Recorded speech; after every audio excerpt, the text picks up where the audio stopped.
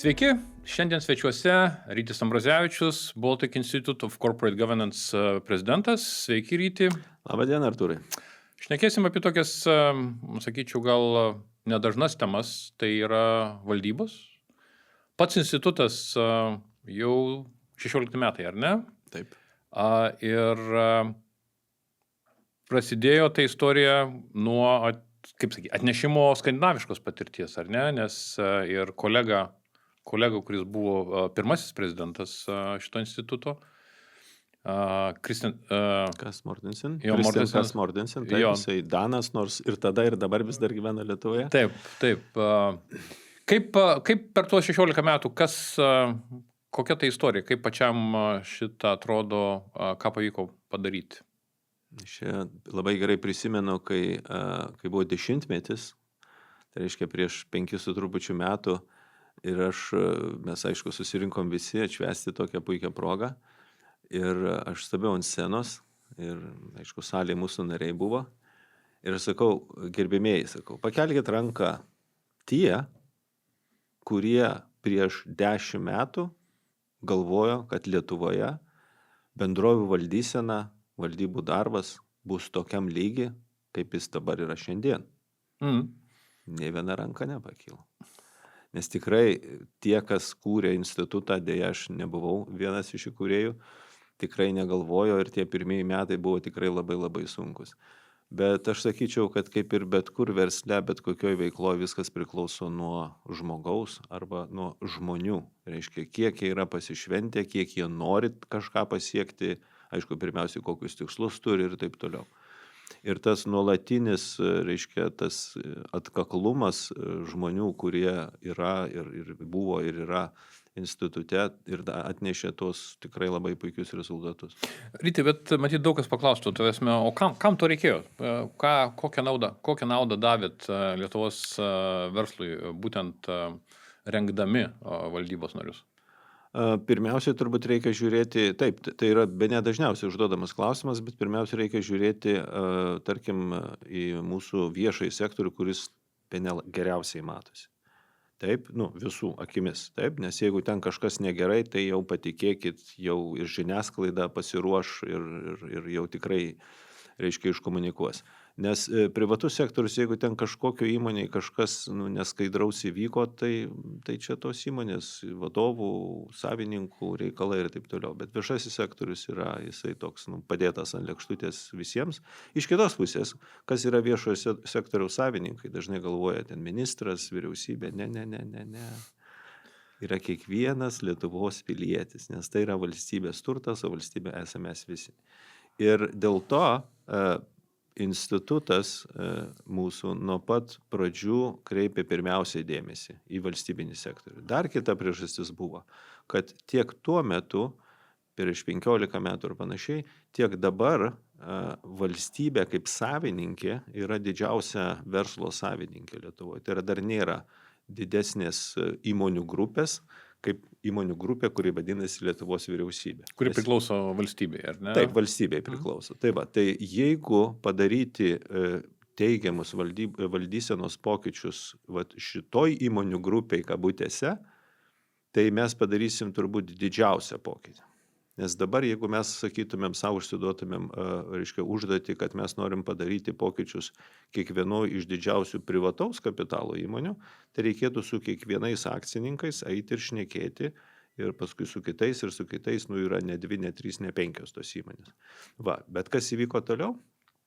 Kad iš tų įmonių, reiškia, valstybinių, kurios nuolatos skambėdavo dėl neskaidrumo, dėl kažkokių korupcinių, dėl kažkokių pirkimų neskaidrių ir taip toliau, ir nuolatinio pelno nematymo, nebuvimo, tai yra, reiškia, nesugebėjimo uždirbti pelno dėl tam tikrų objektyvių priežasčių, kaip buvę vadovai ir net ir kai kurie valdybų nariai bandydavo aiškinti, jos tapo skaidrios, jos tapo pelningos, jos tapo įmonės, į kurias nori žmonės ateiti dirbti. Ir kas tada nutiko, kad privatus verslas sako, žiūrėkit, jie neblogai dirba. Tai gal ir mums kažką po truputį reikia pradėti periminėti iš jų. Pirmiausia, ką pradėjo periminėti, tai įmonių aukščiausius vadovus valstybinių įmonių. Tie, kurie jau šitą turėjo ir tam tikrą patirtį prie didelių įmonių valdyme, bet tuo pačiu ir tą korporatyvinį valdymą. Būtent. Nes mes visi žinom, kad, reiškia, šitos didžiosios valstybinės įmonės vykdo įvairius didžiulius projektus ir, reiškia, panašius labai didelius darbus atlieka. Praeitas mano pokalbis būtent buvo su Linu Baužiu, Ignalinos atominis vadovu, kur planavimo periodas 100 metų. Taip.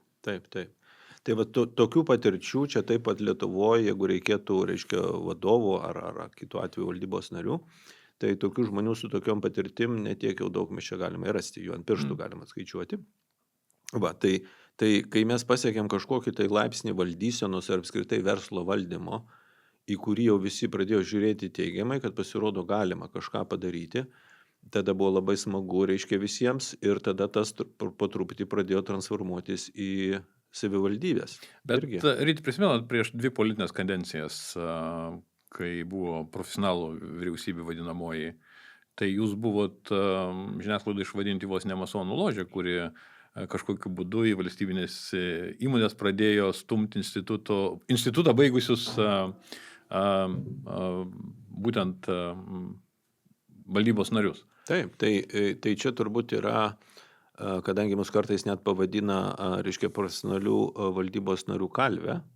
Kodėl? Todėl, kad mes pirmiausia, ką padarom, tai pakviečiam mokytis, tiksliau jie dabar patys ateina, jų net kviesti nereikia, reiškia, mokytis valdysenos. Nes valdymas ir valdysena yra kaip ir panašus, bet iš tikrųjų skirtingi dalykai. Ir tie, kurie žino, kas yra įmonės valdymas arba managementas, dar kitaip, tai ne visada žino, o kaip prižiūrėti įmonės vadovą, net jeigu aš esu pats vadovas patyręs, aš nežinau tiksliai, kaip aš turiu prižiūrėti įmonės vadovą ir visos įmonės veiklą. Taip? Tai vat mes šito ir mokom. Bet tai nereiškia, kad mes pakvietėm kažką, pamokėm, paleidom ir maždaug tvarkykis, nes tai yra bendruomenė. Ir ta bendruomenė tarpusavėje diskutuoja, narių bendruomenė tarpusavėje diskutuoja ir reiškia, ieško dar geresnių praktikų, dar naujesnių, dar pažangesnių praktikų. Mes, aišku, galim visada semtis ir iš kitų šalių ir taip toliau.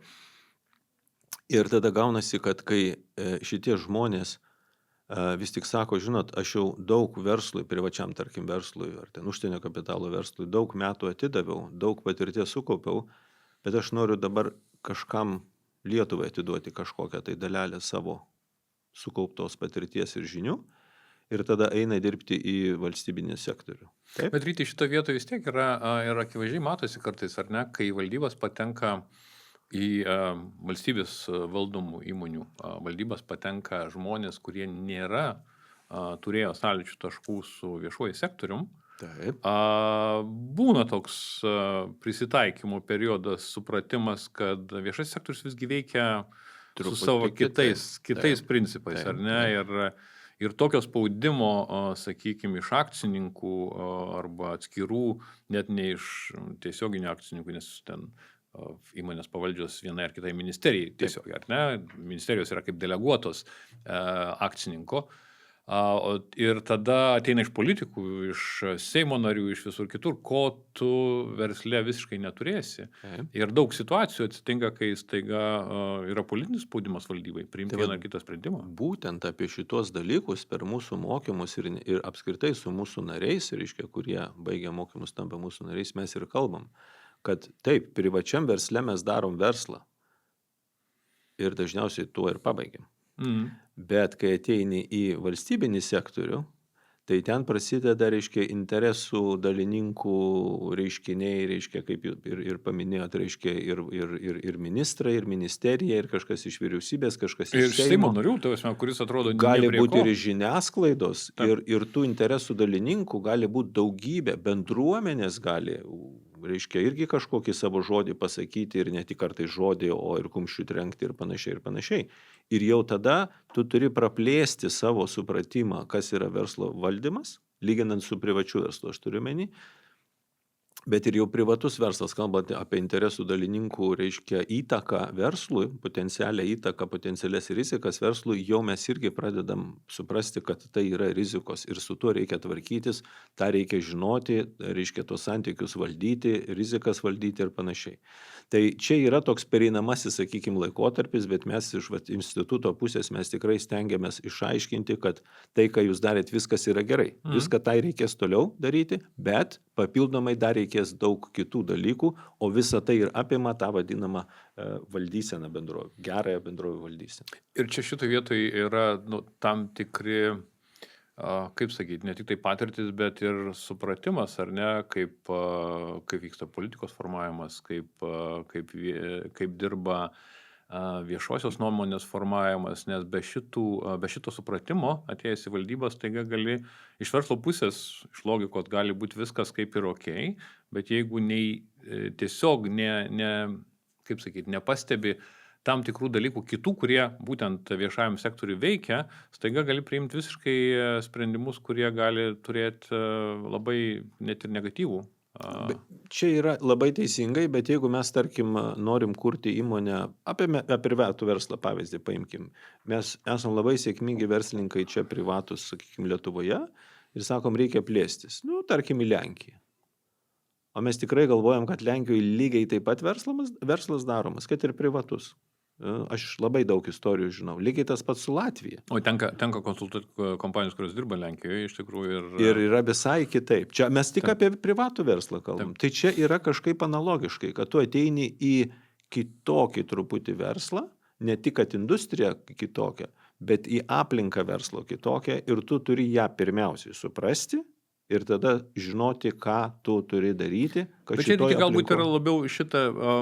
iš tos pusės, kad tiesiog viešasis sektorius turi kur kas daugiau tų vadinamų stakeholderių. Taip. Ir būtent jų valdymas, bendrai supratimas, kaip juos valdyti, yra vienas iš esminių dalykų. Jeigu tu to nesupranti, tai valdyboje, būnant viešajam sektoriui, iš tikrųjų gali būti pakankamai sunku. Taip, nes ir pavyzdžiui, aišku, dabar jeigu mes kalbam apie valstybės kontroliuojamas įmonės, tai ten dažniausiai būna vienas akcininkas, kas yra jo atstovas, jeigu tiksliau dar ministerija kažkokia. Taip, ministras, viceministrai ir panašiai. Bet pavyzdžiui, aš šiuo metu, reiškia, dirbu nepriklausomų narių Vilniaus vandenų bendrovėje. Taip. Ir mes turim Vilniaus savivaldybę kaip akcininką ir dar 3 savivaldybės, kurios yra, reiškia, Vilniaus regione. Ir tada natūralu, kad turbūt su Vilniaus miesto, reiškia, vadovybė mes administracija susitinkam, bet ar susitinkam su kitais 3 akcininkais. Ir tada mes tiesiog susitarėm ir susiorganizavom susitikimus ir nuvažiavom fiziškai susitikti su jais. Ir jie didelėm akim, aišku, džiaugsmingom didelėm akim sakė, kiek mes čia esam, daug metų, pirmą kartą valdyba atvažiavo sužinoti, kuo mes čia gyvenam, kas mums rūpi, ko mes norim, ko mes nenorim ir taip toliau. Ir tai tapo jau mūsų, vadinkim, tradicija susitikinėti. Reiškia, tas pats su darbuotojais ir panašiai. Tai atrodytų, čiagi nėra koks, kaip sakoma, raketų mokslas. Tai tiesiog tu supranti, kad tiem žmonėms rūpi, kaip šitą įmonę sekasi, tie žmonės turi kažkokius savo lūkesčius, kas jie bebūtų. Ir politiniai, yra tam tikri lūkesčiai, kokius jie turi natūraliai. Taip. Ir tada tiesiog su jais reikia bendrauti. Mes pasakojam, ką mes darom dabar, ką mes planuojam artimiausių metų, ką mes planuojam dar toliau, reiškia. Klausom jų, kokie jų planai, kokie jų lūkesčiai ir taip toliau, ir taip toliau. Ir tas užsikūrė, reiškia, tas labai geras dialogas. Ir tada žiūri, kad visi darosi vis labiau patenkinti. Bet čia yra labai daug komunikacinių įgūdžių, kuriuos turi turėti, ar ne, valdybos nariai, nes kitu atveju be šito dalyko. Gal ne tiek patys įgūdžiai kaip tokie, reiškia, kaip kalbėti. Aišku, kad reikia mokėti kalbėti, čia kalbos nėra, bet suprasti, ką komunikacija plačiaja prasme, ką gali padaryti gero iš vienos pusės įmonė ir ką gali jos nebuvimas ar jos netinkamas, reiškia, buvimas, arba kažkaip tai mes netaip darom kažką, ką gali blogo padaryti įmonė. Ir čia yra viena iš pareigų beje. Net yra, aš galiu, jeigu angliškai pasakyti, disclosure and communications yra įrašyta į valdybos, reiškia, atskleidimas ir komunikacija lietuviškai yra viena iš valdybų daugybės pareigų.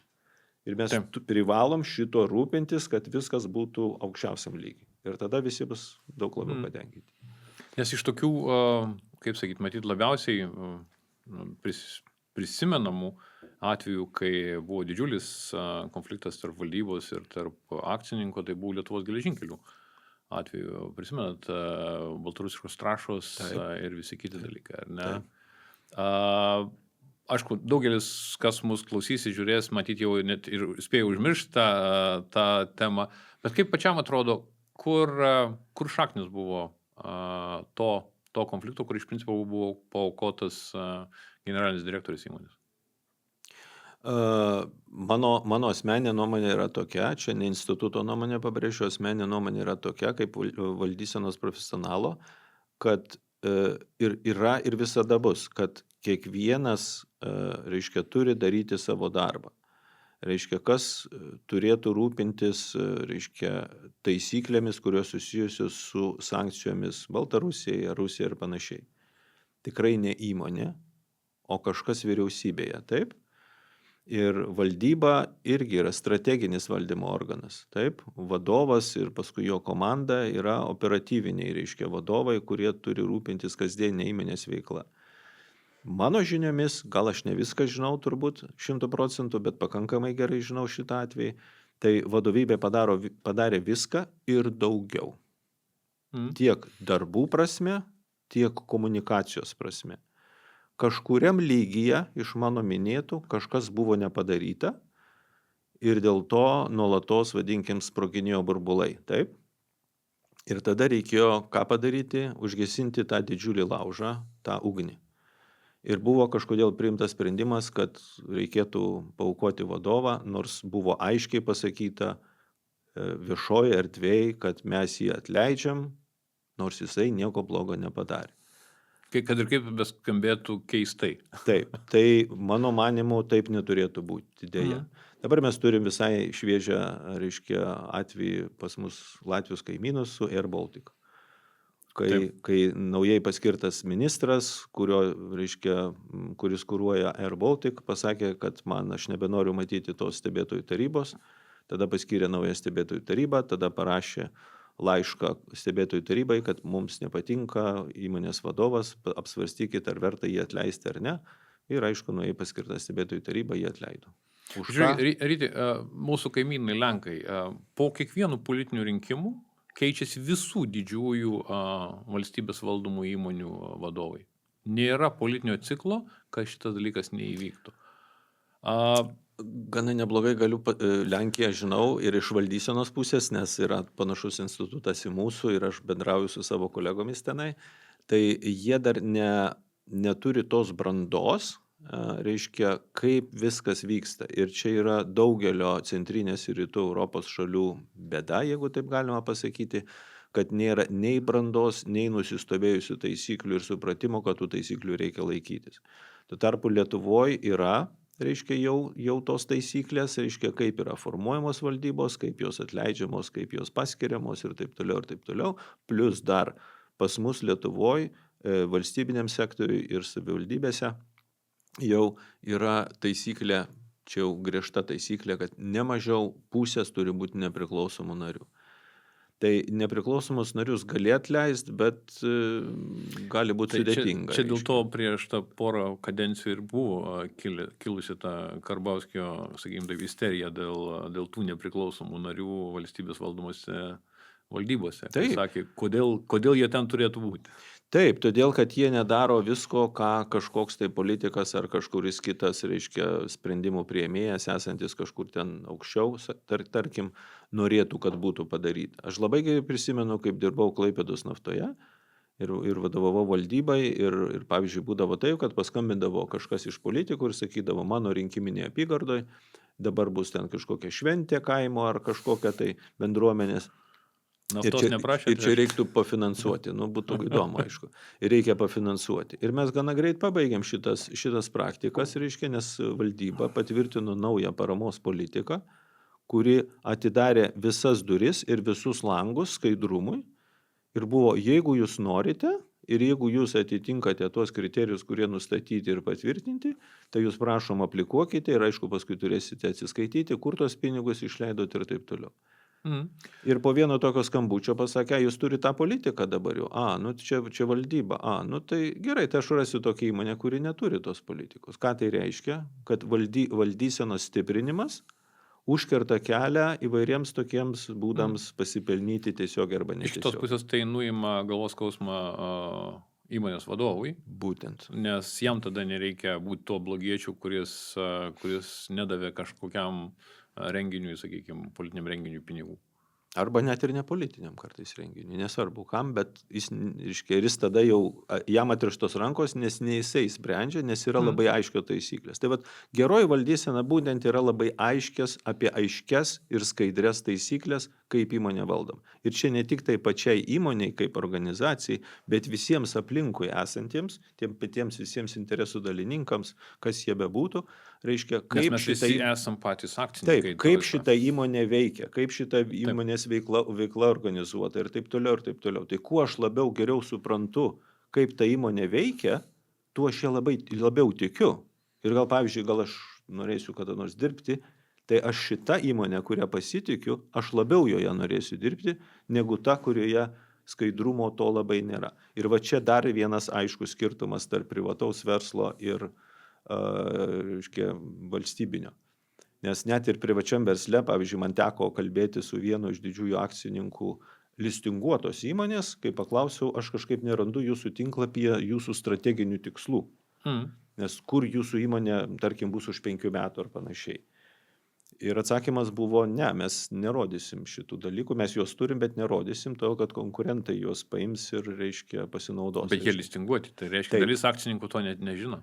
Tai aš sakau, kaip man dabar nuspręsti, ar pirkti jūsų akcijas ar ne, nes jūs galite, pavyzdžiui, turėti savo tikslus, kad jūs užaugsit po 2 procentus kasmet, tarkim, 5 metus į priekį, arba po 20%. Tai tiesiogiai įtakos mano sprendimą, pirkti jūsų akcijas ar ne, investuoti jūsų įmonę ar ne, nes tai vertė augs, gal ten dividendai ar dar kažkas ir taip toliau. Ir net ir listinguotojai kartais galima pamatyti tokius dalykus. Ir tada, kai jie ateina, šitie žmonės, ir jie nelabai supranta, kiek tas skaidrumas įmonės veiklos, kokią jisai naudą atneša ir vertybę. Tai aš visada turiu taisyklę. Atskleiskit viską, išskyrus, kas jūs gali pažeisti. Tai yra konfidenciali informacija, komercinės paslaptys, visi šitie paprasti dalykai žinom. Visa kita dėkit ant stalo, o kitais žodžiais, aišku, internet. Ir viskas. Iš kitos pusės, kai matyt, paminėjai, kad privatus verslas valdybas pradeda turėti tada, realiai, kai atsiranda ne vienas akcininkas, nes ne vienam akcininkų gal tos valdybos ir nereikia. Bet jeigu, pavyzdžiui, yra listinguojama visą kitą, kuo daugiau akcininkų be valdybos neišsiversi vien dėl to, kad tada interesų derinimas. Direktorius pats jis nesugebės visų interesų suderinti, tai yra vienas dalykas, bet kitas dalykas žinių atsinešimas, ar ne, nes valdyba visgi susideda iš žmonių su skirtingom kompetencijomis, kurie ateina, kurios yra reikalingos įmoniai, jeigu jinai nori augti. Tai va šitoj vietoj, kai šnekam apie kompetencijas, pokytis per tuos 16 metų, kol gyvuoja institutas, kiek keitėsi kompetencijos, kurios yra reikalingos valdybose? Tai pirmiausia, kalbėti turbūt reikėtų apie valdysenos kompetencijas, taip, reiškia, ir kas su tuo susiję. Tai taip, net mes patys juokaujam kartais, reiškia, kad tai, ką mes mokėm, kad ir prieš 10 metų ir tai, ką mes mokom dabar, reiškia, valdybos narius dabar, tai yra skirtumas didžiulis ir mes turim vieną gerbiamą verslininką, kuris berods pirmojų grupiai 2009 metais išlaikė egzaminą ir atsakė į visus klausimus. Reiškia, surinko 100 iš 100 balų. Ir kažkada mes buvom susitikę vienam renginį, sako, matot, koks aš šaunuolis, gal tu dabar norėtume egzaminą laikyti? Ne, sakė. Tai va, bet yra dabar, paskutinius, sakykime, 3-5 metus atsiranda dar įdomios, reiškia, temos, kur valdyba jau negali neturėti kompetencijų, tai tvarumas. Anksčiau tvarumas tvarumas, tai čia marketingas turbūt, tvarumas tai gal komunikacija. Jeigu jau tvarumas į marketingą, tai jau yra blogai iš karto. Taip, visi tas greenwashing, reiškia tie visi dalykai, apsimetinėjimas tvariais, žaliais ir visokiais jau gal truputį praėjo, gal dėl to ir ES trenkė kumščių ir įvedė tiek daug visokiausių direktyvų. Bet dabar jau mes privalom šitą žinoti. Kita tema yra kibernetinė sauga. Prieš 5 metus kieno tai tema buvo IT skyriaus. Taip. Prie ko čia dabar valdyba dabar? Tai čia viskas iš IT. Tai dabar apskritai kibernetinės saugos, arba kitaip vadinasi, kompiuterinių sistemų saugos, man atrodo, vadinasi vadovas, tos pareigos, tai turi būti net atskirtas fiziškai nuo viso IT, skyriaus. Taip, nes tai būtų tam tikras interesų konfliktas. Būtent, tai va. Ir nes viens kitą turi tikrinti tam tikrą prasme, taip. Ir valdyba turi nuolatos susitikinėti, su tuo kibernetinės saugos, vadovu, kad labai gerai suprastų. Bet tai nereiškia, kad atėjo, jisai kažką pasakė, mes taip truputį ausim pajudinom, pavaidinom, kad supratom kažką ir viskas. Ne, mes esam teisiškai jau atsakingi už tai, kas vyksta su kibernetinė sauga mūsų įmonė. Kitais žodžiais, jeigu kažkas nutiktų, tai tada kokie gudresni savininkai gali mus paduoti į teismą. Ir sakytų, o dabar jūs paaiškinkit, kiek jūs padarėt, kad tai neįvyktų ir mes nepatyrėm, nes iš tikrųjų mes patyrėm tuos nuostolius. Nes apie kibernetinę saugą turbūt mes jau dabar žinom, kad tai įvyks, mes žinom, tik klausimas kada ir kiek stipriai mus tai paveiks. Tai vat, kad to neįvyktų, mes stengiamės, turim kažką padaryti arba užtikrinti valdybą. Ir jeigu jau iš tikrųjų kažkas įvyktų, tai ką mes darytumėm ir taip toliau. Ir vėlgi valdyba turi žinoti šitos dalykus, kaip tai daroma, nes, žinot, kai nežinai tos srities ir tau pasakoja ir tu sakai, taip, aš suprantu, aišku, čia viskas gerai. Kiek įmonių jau jūs žinot, kurios pradeda ieškotis valdybos narių su dirbtinio intelekto kompetencijom? Labai nedaug. Nes... Ir čia yra ne tik tai situacija Lietuvoje arba Baltijos šalyse, bet ir Europoje. Kai aš kalbuosi su savo kolegom Europoje, sako, mes beveik negirdėjom tokių valdybų, kuriuose atsirastų. Taip, jeigu tai yra kažkokia specializuota sritis verslo, kur iš to dirbtinio intelekto ten daro didžiulius pinigus ar planuoja daryti, tai tada atsiranda tų žmonių. Nebūtinai bankai. Bankai turi žmonės, kurie tą pradeda tikrai gerai išmanyti, taip. Nes jiems tai yra beprotiškai svarbu tiek būtent IT, viso IT, sakykime, serviso efektyvumas. Bet aš apie valdybą kalbu. Tai aš turiu minėti. Taip, bet jeigu tu valdyboje neturi, jeigu tu tą darai, bet valdyboje tu neturi žmogaus, kuris galėtų bent jau suprasti, o kurį link tas dalykas važiuoja. Bent suprasti jau nebeužtenka, nes valdyba dar turi, kelti iššūkius toj srity įmonės veiklos. Sakyti, jūs čia, kad padarėt labai gerai, bet iš tikrųjų reikia kartelę kelti daug aukščiau. Bet kad paaiškinti šitą ir išsireikalauti arba tą iššūkį suformuoti, tai kiek reikia turėti žinių šitoj srity. Tai ką dabar pačios pažangiausios valdybos daro ir ne tik Lietuvoje, mokosi. Nes kito kelio nėra. Taip, kito kelio nėra, nes kiti, aišku, ieško tiesiog valdybos nario arba tiesiog investuoja savo laiką ir pinigus, ir mokosi. Ir ne vieną, ir ne 2, ir ne 3 kartus per metus. Jo, nes dabar, nežinau, gal teko pačiam matyti, yra tokia knyga DeepMind įkūrėjo Kylanti banga, kur akivaizdžiai sako, kad iš principo mes dabar ką darom apie dirbtinį intelektą, tai geriam vandenį iš gaisrinio čiaupo. Tai yra tokia čiurkšlė, kuri eina, kurios sustabdyti neįmanoma. Kuo tai išsivers irgi labai sunku pasakyti, bet iš kitos pusės prisitaikyti būtina, ar ne? Ir čia suprantu, kad valdybų lygmenį neturint, sakykime, to supratimo ir gero supratimo, kaip tai gali veikti verslą, tą sritį visą, net ir segmentą, sakykime, visuomenės segmentą, praktiškai yra toks ėjimas į ateitį užrištom akim. Taip, tam tikrą prasme taip, bet čia visada reikia galvoti apie 2 pusės šito reiškinio arba kažkokio kito reiškinio, lygiai tas pats su tvarumu. mes matom kažkokias rizikas, bet mes visada turim matyti ir rizikas, ir galimybės. Ir vėlgi, valdybai užduotis, ar jūs suprantat, kokios šitai įmoniai rizikos ir galimybės yra susijusios su dirbtiniu intelektu, su tvarumu, su dar kažkuo tai, su, reiškia, nežinau, kibernetinė sauga, ten daug galimybių nedaug yra tiesiog, reiškia, rizikas reikia valdyti, taip? Ir taip toliau, ir taip toliau. Tai vėlgi, tu turi nuolatos mokytis, būdamas valdybos nariu. Tai ir vat tie, kurie tą supranta, tai jie tikrai auga kaip profesionalai, o kiti visai būna. Bet bendrai, pas jūs, kiek jau turit per tuos 16 metų žmonių? 1500 maždaug. 1500, ar ne? Tie, kas yra jau, aišku, valdybos narių Lietuvoje tikrai yra stipriai daugiau negu... Tai čia 1500 per Baltijos šalis. Okay. Tai čia yra kruopelytė.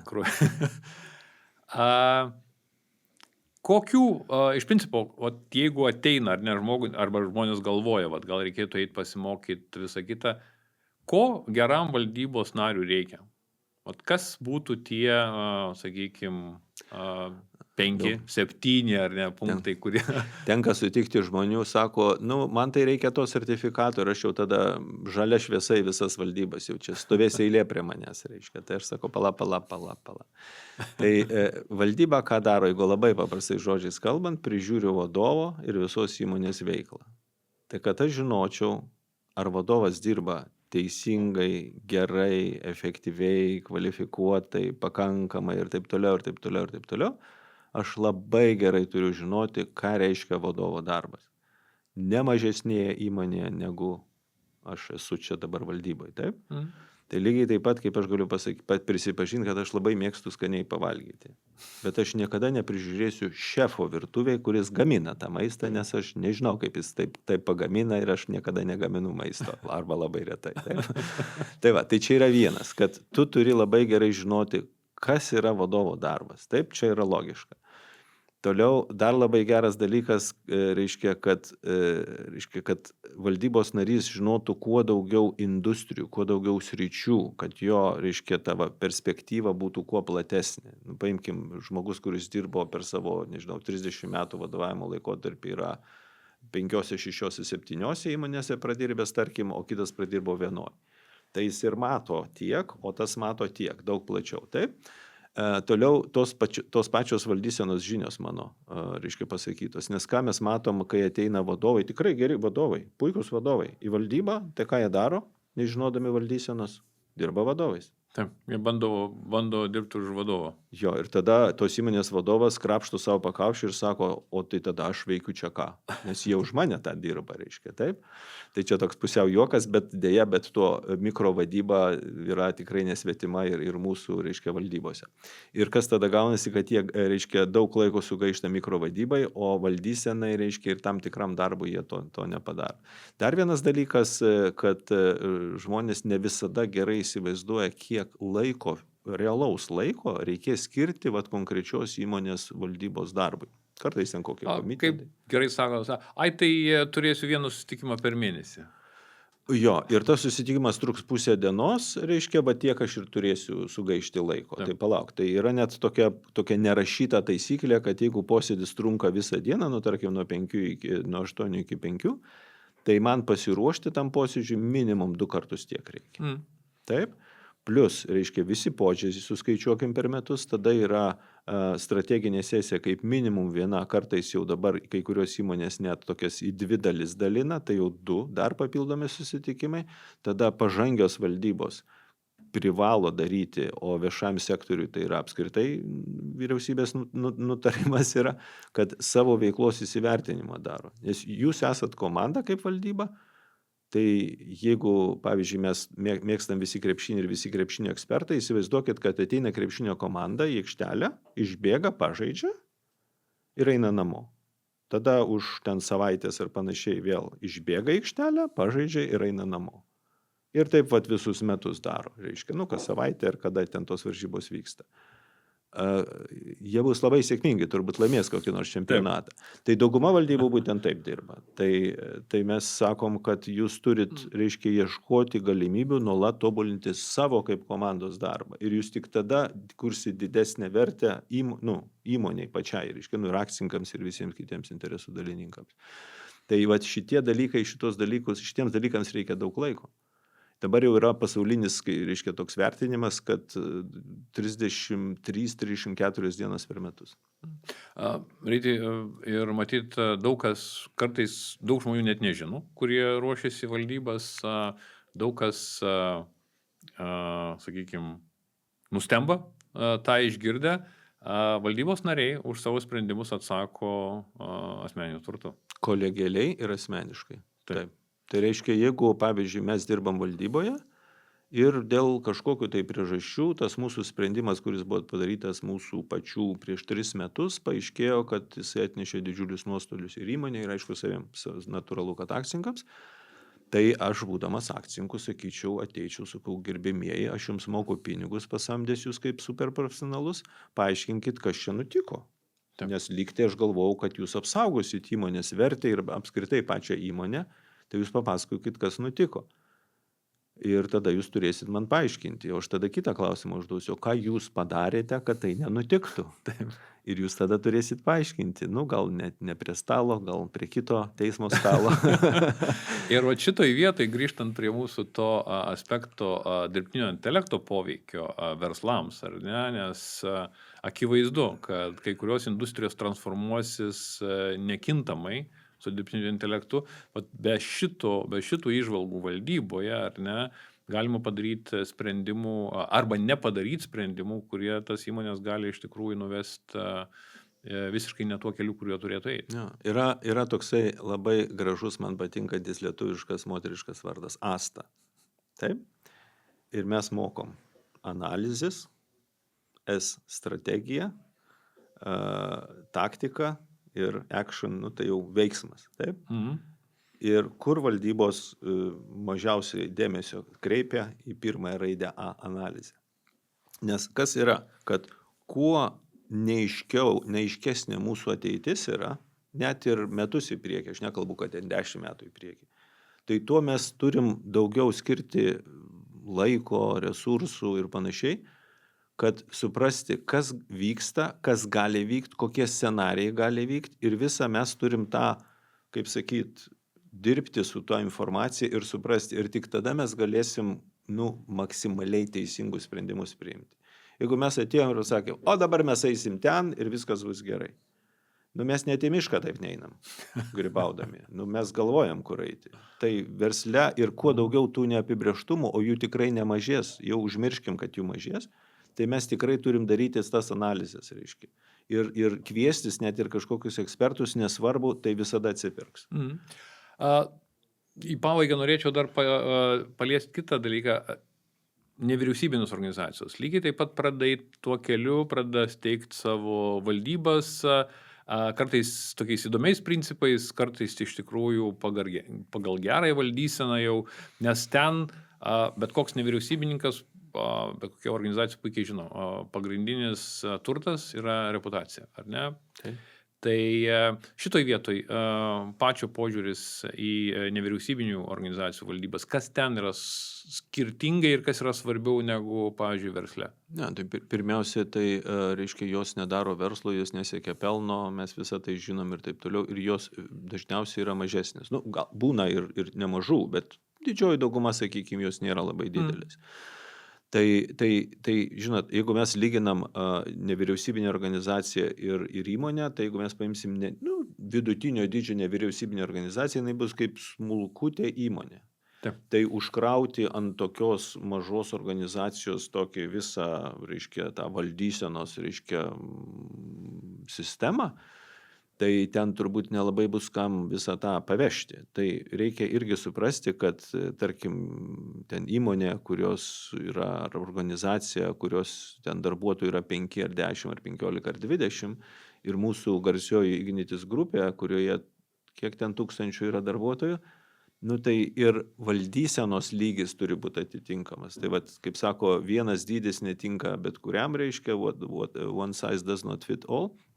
Tai reikia ir pritaikyti prie tos organizacijos dydžio. Bet tai nereiškia, kad ten nieko neturi būti. Bet vėlgi, o kas yra valdybų nariai?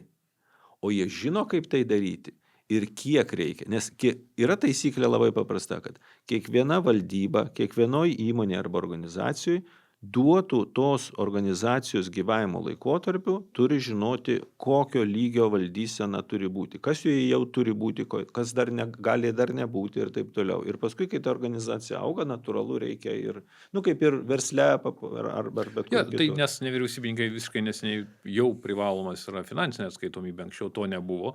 Tai, kaip sakyti, apie kokią valdybą ten šnekėti. Dabar jau kaip kontrolės mechanizmas, ar ne, valdyba, jinai yra ta, kuri gali kelti klausimą. Tai aš galiu pasigirti, jeigu taip galima, kad Baltic Institute of Corporate Governance teikia finansinės ataskaitas, skelbia jas viešai ir jas dar audituoja, reiškia, viena iš 4 šitų didžiųjų audito kompanijų audituoja. Taip, tai kainuoja laiko, tai kainuoja pinigų, bet atskaitomumas ir skaidrumas nevyriausybiniai, tai yra reputacija esminis dalykas. Ir mes niekada, ir mūsų, reiškia, mes irgi nepelno siekiant ir nevyriausybinė organizacija, mums reputacija, mes negalim pakeisti savo pavadinimo. Aš galiu išeiti iš organizacijos, bet organizacija liks su savo reputacija. Tai mes visada rūpinamės ir mūsų valdyba irgi labai gerai supranta, kad tos vertybės, kurios parašytos, jos nėra vien tik tai žodžiai, nes mes jomis vadovaujamės. Ir čia lygiai tas pats versle turėtų būti, nes valdybos yra įmonės reputacijos sergėtojas. Tai jeigu jau valdybos nesirūpina įmonės reputacija, tai aš tada keliu rankas ir skambinkim akcininkam, kad priimtų atitinkamus sprendimus. Ryti, ačiū labai už laiką, iš tikrųjų bėga labai greitai, labai smagus pokalbis ir labai naudingas. Ačiū pačiam už laiką, už įdomų pokalbį, o mūsų žiūrovams ir klausytojams linkim gero laiko ir iki kitų susitikimų.